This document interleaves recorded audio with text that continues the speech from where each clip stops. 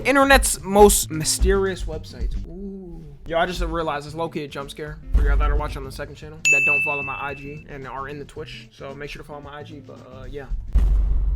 Yeah, he look ugly, don't he? Oh yeah, if you're watching this on the tube, by the way, everybody loves the cut, thinks it's amazing, thinks I look sexy. They were like, damn, bro, like, you got a model now and shit. You know what I'm saying? Ignore a little bit of the ingrowth. It's gonna grow after like a week, you know, because I had braids for a while, so it's kind of like a little bit iffy at the top, you know what I'm saying? But you can't even see the chat now because it's probably blurred out for you if you're watching on YouTube, because I have to blur the 2 minutes through the YouTube policies. But everybody's literally saying I look sexy and handsome. Appreciate that. Zendaya, you look very sexy. Oh, shoot. I thought you was with Tom Holland. Damn, ain't you just got married, Zendaya? Appreciate the compliment regardless. Anyways, going back to this. Y'all, what's the most traumatizing website you've ever been on the internet? For me, it was the Gauntlet. Live Leak? Dude, Live Leak, I'm so glad that is gone now because that was genuinely traumatizing. Like, that was not good for kids' mental health to be looking at. And like, I think Live Leak ended up getting in trouble or something because like there was like a terrorist attack and then like the video was just posted on there and they never did anything about it. Yo, I'm trying to think, y'all, when was the first time I seen like 2 girls in 1 cup? I don't know what website I saw it on. I definitely remember seeing it. I don't even remember how I saw it. Probably was shown it when I was younger. If that was on a website, I think that's like one of the most traumatizing websites. I saw that at fucking 6, bro. How? You was failed as a child. Never seen it. Y'all, should I just recreate it for the people that haven't seen it? Like a drawing representation, not actually doing it. Like a little like family, I said family friendly. Like a stick figure drawing. Nah, I'm not gonna do that. Okay, this is a cup, okay? And it's filled with stuff. It's filled with brown stuff. I didn't even finish. Why y'all spamming stop? I didn't even finish. I didn't fully describe it. I have friends who talk about it like World War II PTSD. Oh yeah, no, everybody remembers the first time they seen it. Isn't there like a Family Guy clip too? If I'm not wrong, like Family Guy made a joke about it. It doesn't show it, y'all. This is just a joke they made. What is this now? Just watch. Why are we taping my reaction? Just watch. Okay, they're lesbians, clearly. I don't know what else. Wait. Wait. Wait, what? What? Yo, the internet was a sick place, bro. Niggas would do shit like this casually and post it on YouTube like it was normal. And this wouldn't even actually consist of like early internet, technically. I would say it is compared to like how advanced we are now, but it was f***ed up. I never got filmed looking at it. Oh, what is wrong with you? Oh my God! I'm never gonna be able to eat ice cream again. Oh my God! Imagine showing a baby that. Diabolical. You heard of meatspin.com? Isn't that the website where like there's a dude spinning on his meat? I think I've heard of it. Let's go ahead and see this. Anyways. The internet has billions of websites. Some leave you with a lot of questions. They contain secret codes, strange countdowns, creepy recordings, and more. Today, we'll explore the internet's most mysterious websites, starting from the least to the most disturbing. So my goal this year, guys, is to increase our uploads without sacrificing quality. See how long to do we can that, we survive. gotta keep growing. It would mean the world to me if you subscribed, and I promise to do my very best for you guys and make the best videos I possibly can on Visual Venture, and you, my friend, are awesome. LakeCityQuietPills.com. Lake City Quiet Pills. Let's go ahead and take our guesses. Hey guys, Tom NFG here. Did you know only half of you guys are subscribed and even less of you guys have noties on? I hate to be a burden, but you know, I really appreciate it if you hit that sub button and the little bell next to it, you know? It doesn't take long. I know you can get mixed up in the algorithm and everything. But yeah, also tune into the streams, you know? We have a lot of fun over there, I'm telling you. We have a lot of parties going on over there. Yeah, that's it, bye. Damn. Drug website, that's the only thing like it seemed like. Quiet pills? That has to be an illusion for like, I don't know, another name for like Xanax or something. Then again, why would you have that on the public internet? Wouldn't that be on the deep web? .com sounds like a pharmacy website, but it wasn't selling medicine. In fact, people believe this website was a place where hitmen received instructions on who to target. The site belonged to a Reddit user known as Milo. Milo claimed he was a 79-year-old military vet. Most of his Reddit posts were about weapons, explosives, and combat. Then in May 2009, he made a post promoting his new website, LakeCityQuietPills.com. He described it as an image hosting site. At first, no one cared, but years later, someone finally looked closer. A Redditor clicked the link and noticed something strange. He warned others. Remember that old guy's image host? Go to the root of the site and view source. People did exactly that. When they checked the site's code, they discovered cryptic messages. Of course, it started on Reddit, bro. On Reddit, you can find literally any investigation. Like, Reddit has solved investigations, like murder investigations and shit for the police. And then it's had serial killers.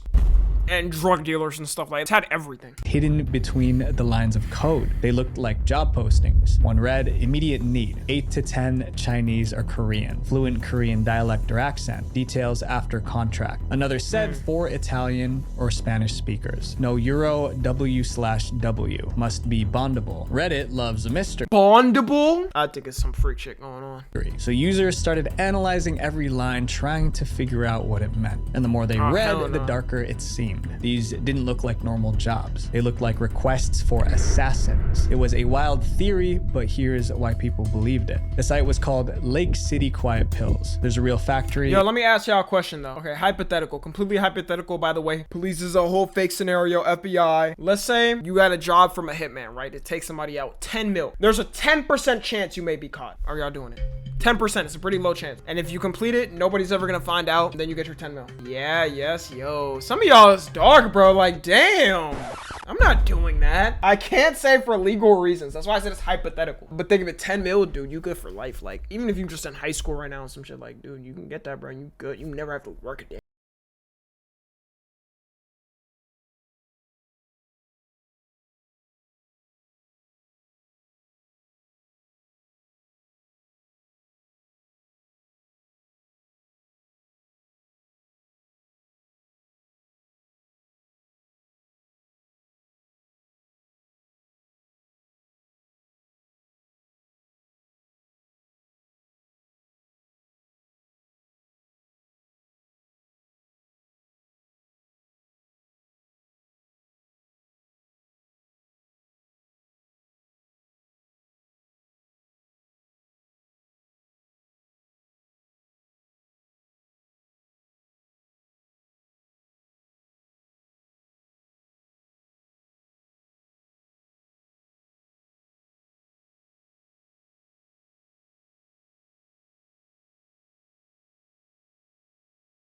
FYI, we're booking a room for 3 days for anyone coming from out of area, and overnight for locals. Come hoist one for Dutch Milo. The date of this party matched the exact day of the hit. The same message also mentioned booking a hotel for 3 days. Interestingly, the military leader was unalived at a hotel. One report described it like this. A group of assassins tracked the Hamas leader to his room, waited for him to leave to go shopping, snuck into his room and gained access somehow, and waited for the guy to come back. Wait, a Hamas leader, so dude was a terrorist? Okay, never mind. I thought they said military official. So wait, if he was a terrorist, is that a crime then? They took out a terrorist. And lastly, took him out.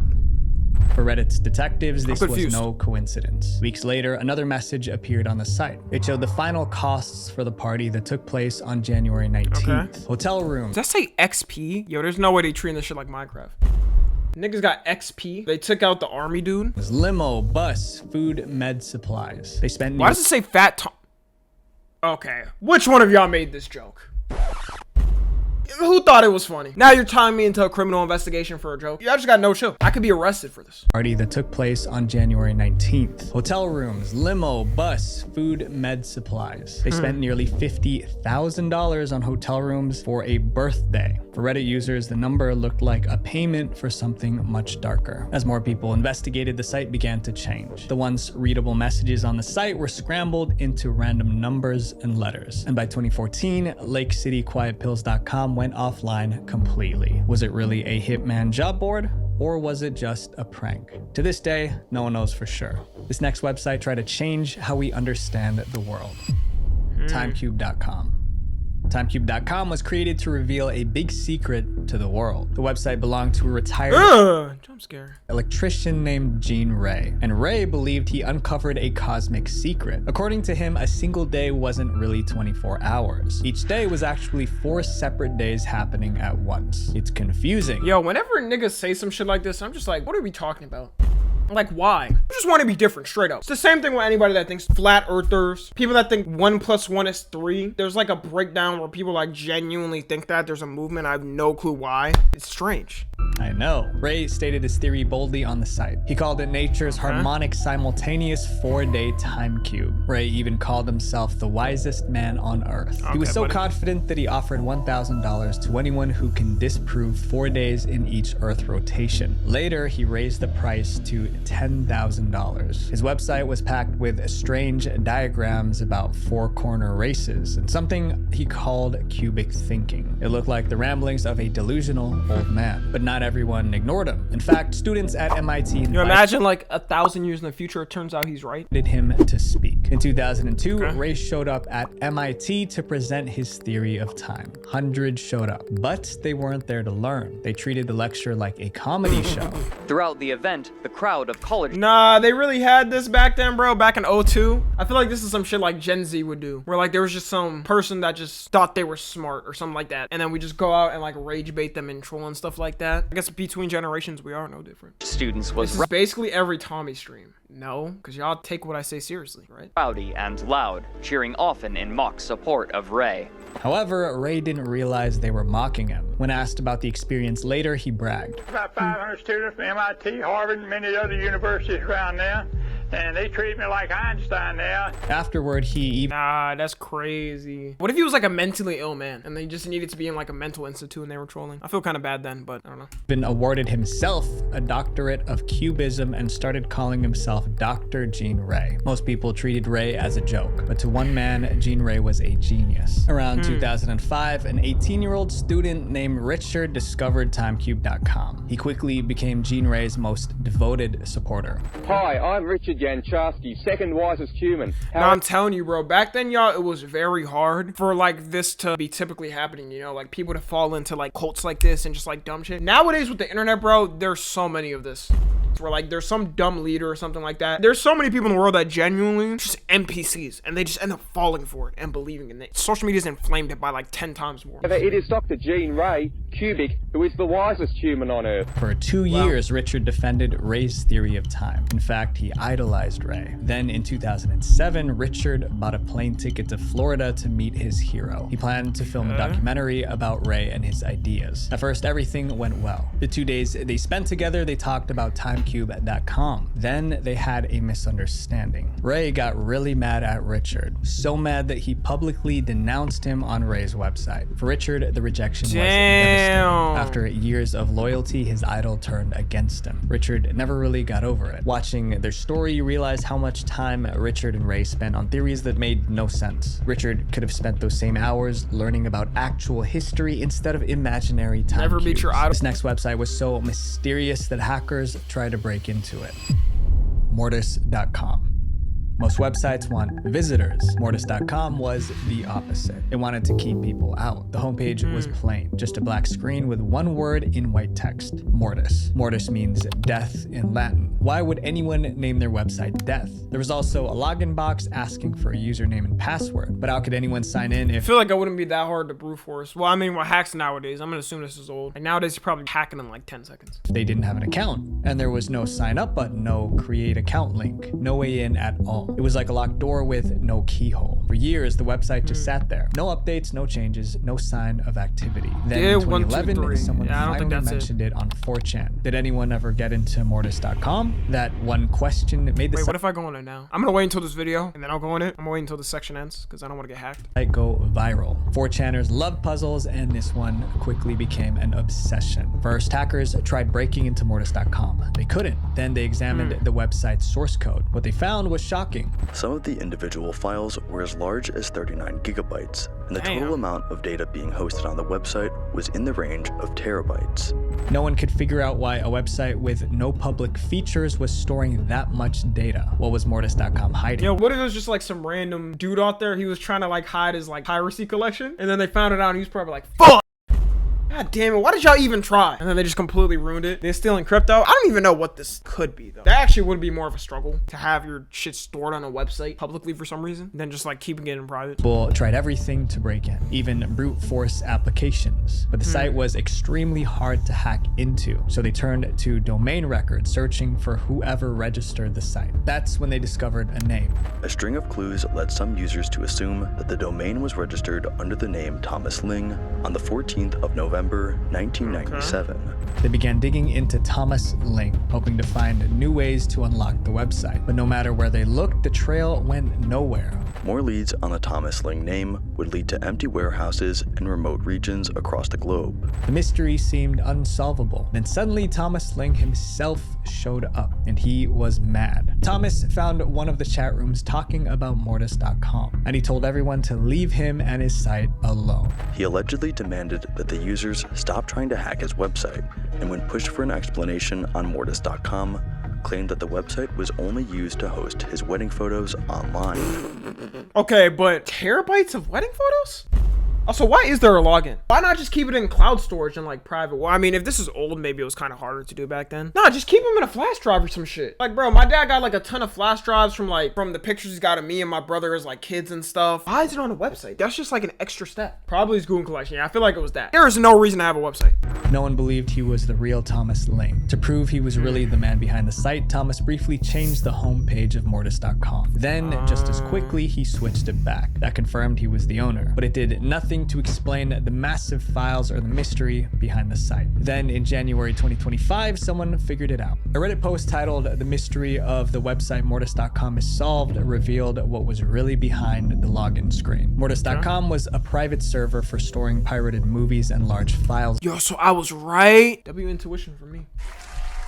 I swear I didn't even watch this. I mean, that's not even surprising because like I always wonder where like these pirated sites get the movies. I always wondered that. It's in like a private website that nobody can catch. Shared within a small group. The post even included— Yo, so you basically ruined it for them. Come on. This kind of ruined it for them. Like, what if they had like a good little flow going? They had their websites. They was making money off the ads, and then now they're cooked. Screenshots showing downloads Watch the feds take it down? directly from the site. After 15 years of theories, the truth was disappointingly simple. Mortis.com wasn't a dark conspiracy. It was just a place where a guy shared movies with his friends. This next website can be summed up in 3 words: a huge disappointment.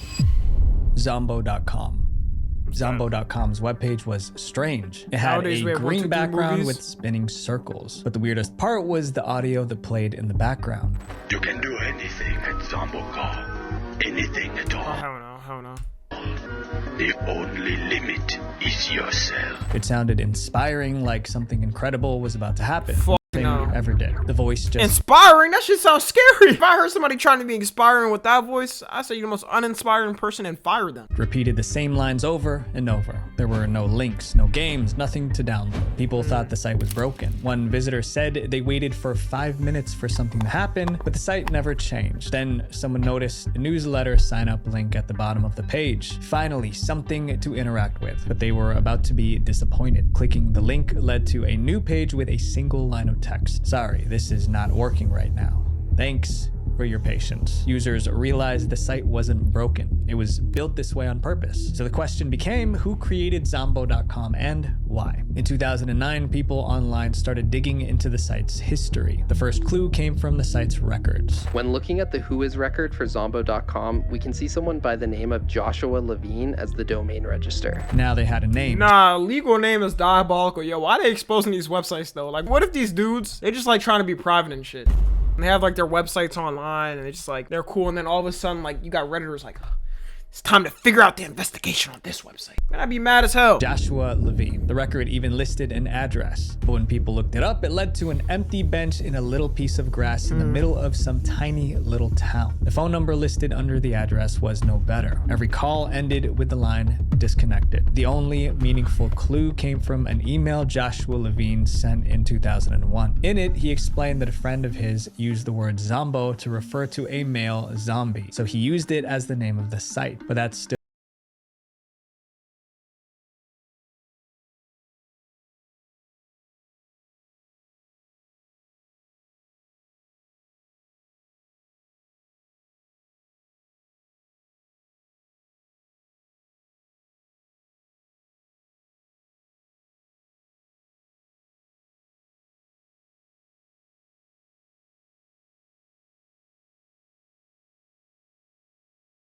website. So we just don't know? Damn, I kind of want to know. Maybe I got to join the investigation. Sentimentalcorp.org.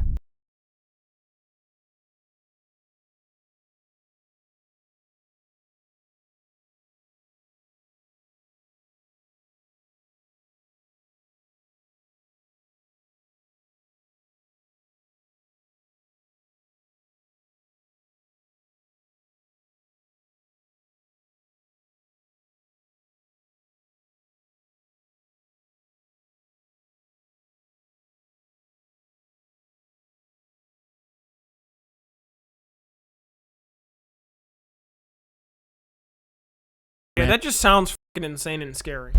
Like, if this became a true thing, you can control people. Like, make them do anything. Wrap it up. He invited patients into his home. Behind closed doors, they acted out their deepest fears and darkest impulses like actors on a stage. Randy filmed every session. Soon he had hundreds of hours of disturbing footage. But the sessions got more intense than anyone expected. Sometimes it ended in tears. Sometimes it ended in anger. A few times it ended in violence. Eventually, the program collapsed. Authorities ordered all of Randy's tapes destroyed. But Randy reportedly smuggled out the recordings before they could be burned. Those tapes This sounds like the most fakest creepypasta story of all time. I was a doctor. I made these experiments, these spooky, scary experiments. And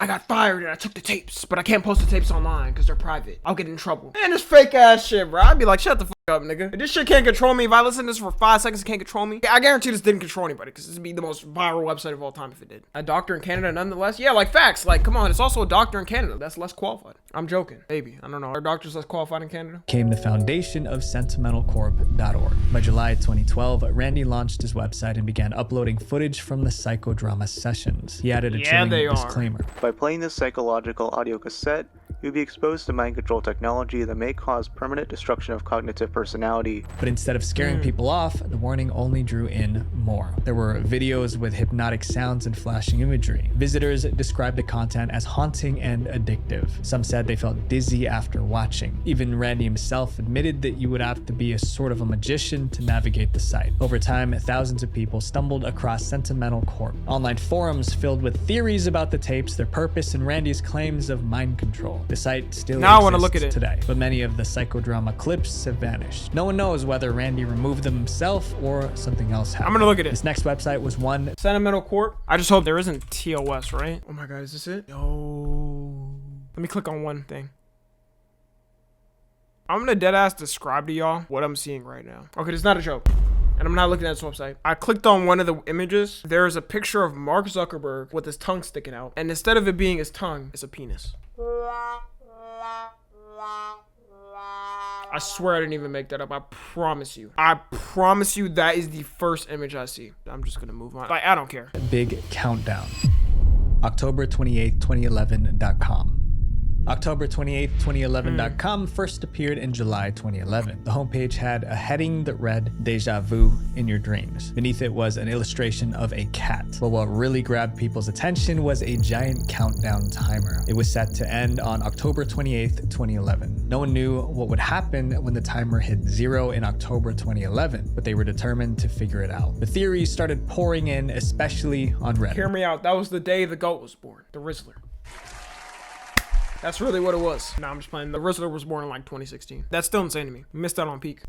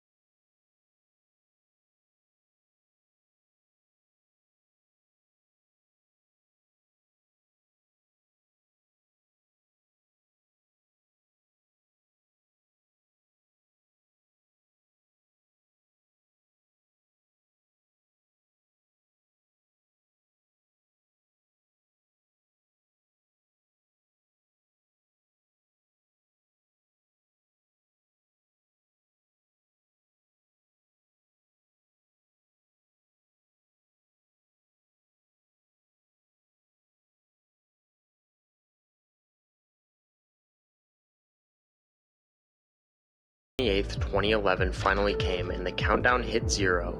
The site completely vanished, leaving people to this day in utter confusion. The website went offline, just like that. Even after the site disappeared, people kept trying to decode the mystery. The website went offline probably like a rage bait or troll website many years ago, and thus people have been left in the dark about whether or not this actually had any real purpose. Years later, a blogger wrote an article titled, "I think I solved the mystery behind October 28th, 2011.com. The explanation was underwhelming. He claimed the website was just made to freak people out. out. And the calls were clearly recordings meant to mess with people's heads. Today, typing in October 28th, 2011.com just redirects you to... Why does this happen to websites that like expire? Because I've seen that. I've gone to a website and it's expired and it just ends up with like a bunch of 58th wedding anniversary gifts. Nigga, why the f would I care about that? Random ads. Up next is another website that made 0 because cents. that's the page setup when the service provider isn't being rented.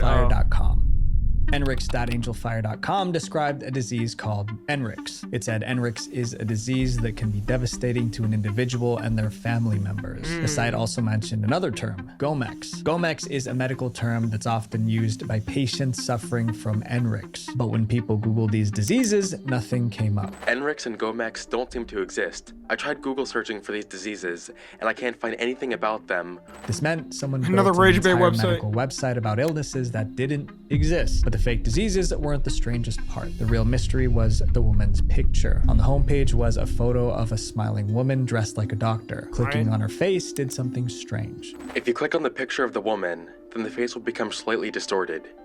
Continue clicking, and it will continue to become even more distorted as all the text on the screen becomes malformed. With every click, the photo warped further. Is that supposed to be scary, nigga? It looked like the site was falling apart in real time. By the 5th click, a creepy smiley face appeared along with the message.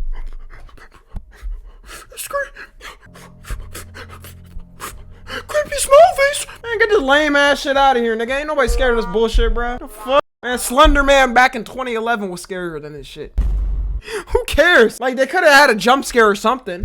Please I shat my pants. Thank you for visiting our website. It felt less like a glitch and more like a warning to stop exploring. But that was just the beginning. When people Man, I'll go on that website right now. Ain't nobody scared of this shit. Out the other pages, they found weird stuff. Actually, one Tommy page had a yeah, large blue key. Clicking it only sent you back to the homepage. There was also a link to a PDF file buried in the code. It's a 634-page PDF document, all written in Thai with cartoon characters at some points. Okay. Apparently, this PDF file is about a mental health hotline clinic that doesn't actually exist. Then came the strangest clue, a hidden message that read, "The dream is ending, Tyler." Who's Tyler? And why was his name buried in scrambled text? Visitors also found this video hidden Guys, I'm Tyler. Nah, imagine though. Shut up. On the site. When they pressed play, they saw a woman glitching while reciting numbers. The deeper people dug, the less sense it made. In 2018, a Twitter user named Fubans admitted he created the site. According to him, the entire thing was a prank. He made the site to troll and creep out his friend as an inside joke. Every part of the site, including the fake diseases, glitching images, and Tyler messages, was a massive troll. Today, the original site is gone, but mirrors of it still exist, keeping the strange prank alive. This next mysterious website spelled its own name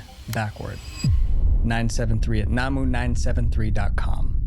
You've probably seen strange website names before, but this website name is on another level. The name itself is a puzzle. When read backwards, it spells the human, and that's where the mystery begins. The homepage greets visitors with the words "Amaze in Abracadabra." The other pages on the site don't make things clearer. There are pages with strange symbols. Another page displays religious passages mixed with numbers and calculations. Keep clicking and you'll stumble upon disturbing artwork. Oh my god. Like this. The site reportedly contains more than 9,000 pages, but no one could explain why it even existed. So the internet began to investigate, and soon they found out who made this website. This website was created by a man named David Dennison. David used to be famous. In the 1970s, Dennison was one of the most popular surrealist painters in the United Kingdom. After his art career, David became... Yo, I hate when niggas try to be like, oh, this shit is art. Like, bro, no, this is just weird. They'll be like, oh, this is my type of art. You don't understand this type of art. It is a different... Man, what the f***? No, I know what art is. Obsessed demonic with website and religion. This obsession, people said, completely took over his being. He spent his days working through calculations based on strange words and text. Many were taken from the Bible and ancient philosophers. He was even obsessed with the number 9 and spelling words backwards. In 2003, probably some old man that was bored. Ultimate creation, 973 at namu973.com. For years, he kept adding new pages to the website. More puzzles, more religious texts, more confusing math. In 2013, David Dennison passed away, but the website stayed alive. Before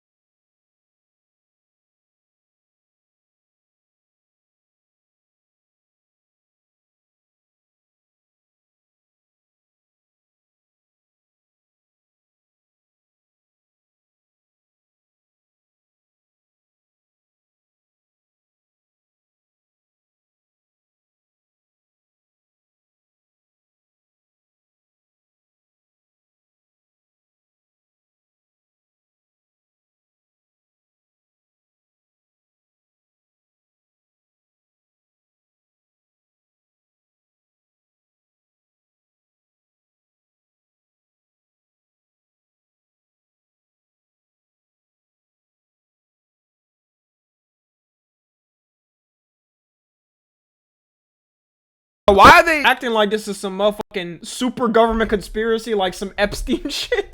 I'm not gonna tell you what it is. I'm not gonna tell you. You're not ready to hear this tale. It'll change your whole life in perspective. Man, it was a dude that made a website that was a little bit weird. Clue. The answer isn't written directly on the website itself, but rather written through letters, numbers, and representations. From there, people got more obsessed with the site. One visitor described the site this way. It's like a drug. Once you solve one part, your brain tells you to keep going. Some people I've been chatting with have lost touch with reality. Not me, though. Yo, y'all are some fucking losers. It is not that serious. I've lost all touch of reality exploring this website. Put the fries in the bag, bro. That saying has not been said in a minute. But put the fries in the bag. I stopped where I was supposed to stop. I warn you, decode at your own risk. Another wrote the site is evil. Some even claim the site caused hallucinations. Today, the website is still online. It has thousands of pages, and people are still going crazy trying to decode it. These sites aren't just about hidden secrets. Yeah, nobody's decoded it, by the way. Nature. They're just making up stuff. Answers. We want meaning, but some rabbit holes go too deep. My friends, not every mystery needs solving, and the healthiest move is knowing when to stop. Visual Venture. Yo, W Visual Venture video, man. Yeah, so I'm gonna go ahead and solve that mystery. Yo, that last one just pissed me off. Those ass niggas. I'm gonna solve it and just reveal it to y'all. All right. Actually, I'm gonna just put that shit in ChatGPT and let it solve it. But I think genuinely you just put in the AI nowadays and it'll solve the whole thing. Yeah, if you're watching on the 2, make sure to join the Discord and watch the streams. Subscribe to Tommy NFG.